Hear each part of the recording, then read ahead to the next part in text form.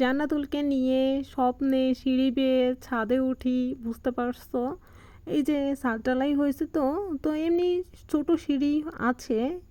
তারপরে হচ্ছে যে বাঁশ দিয়ে হচ্ছে যে একটু মই টাইপের মতো করে এখান দিয়ে হচ্ছে যে ঢালাই নিয়ে নিয়ে মানুষ উঠছে। আবার অন্য সিস্টেমও করা যায়, মেশিনের মাধ্যমে ঢালাই দিয়ে সেভাবেও উঠানো যায়, কিন্তু এটা হচ্ছে যে শুধু একতলা করা হবে তো এই জন্য আর অত মনে করো যে মেশিন যন্ত্রপাতি আনা হয় নাই।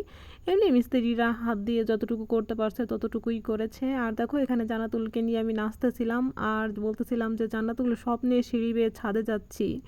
যেমন একটা গান আছে না, যে স্বপ্নে সিঁড়ি বেয়ে স্বর্গে নামি, একটা গান আছে না?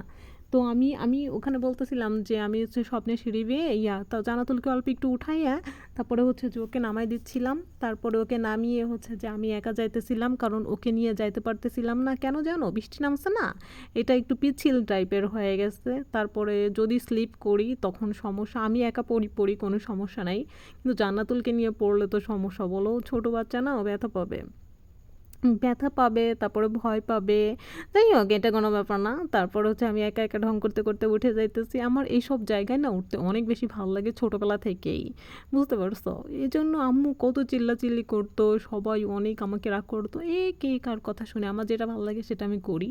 এটা এখনও বড় হয়েও আমার যেটা ভাল লাগতেছে সেটা আমি করে ফেলতেছি, যেটা ভাল লাগতেছে না সেটা আমি কখনোই করতেছি না। সেটা সবাই আমাকে রিকোয়েস্ট করলেও যে সময় এইটা করো, হুম, তা হবে না ভাই।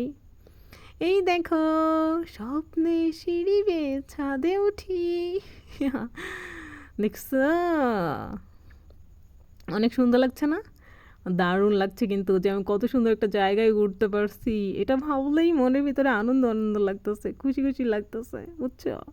আবার উঠে টুটে ঘুরে তারপরে দেখি কি হালকা হালকা বৃষ্টি নামতেছে। তারপরে হচ্ছে যে আমি নিচে নেমে আসতেছি, কারণ কি হচ্ছে যে বৃষ্টির ভিতরে ভিজবো না, বৃষ্টির পানি এ সময় মাথায় লাগলে তখন মাথা ব্যথা করে। এর জন্য আমি, আর জানাতুল বলতেছিল যে মা তোমাকে আমি ক্যাচ ধরবো, তুমি ওখান থেকে লাফ দাও। আমি বলছি আর একটু সর বাবা। এই দেখো, ও আমাকে বলতেছিল যে আর একটু লাফ দাও, ও আমাকে ওখান থেকে ক্যাচ ধরবে, দেখো দেখো দেখো আমাকে কোলে নিবে ওখান থেকে, বুঝছো? এইটা বলতেছিল। আমি বলছি জান্নাতুল তুমি আমাকে এখান থেকে নিয়ে যাও, বৃষ্টি নামতেছে। বলছে মেজো মা তাড়াতাড়ি আসো, বৃষ্টি নামতেছে, তুমি ভিজে যাইতেছো।